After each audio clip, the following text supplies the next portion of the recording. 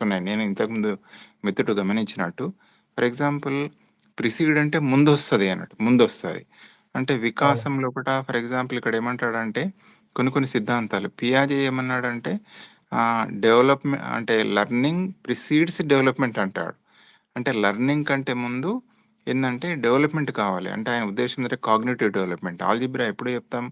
అంటే పిల్లాడు వికాసం, మానసిక వికాసం, సంజ్ఞానాత్మక వికాసం డెవలప్ అయినంకనే కాగ్నిటివ్ డెవలప్‌మెంట్ వచ్చినంకనే ఎయిత్‌లోనో, నైన్త్‌లోనో చెప్తాం కదా!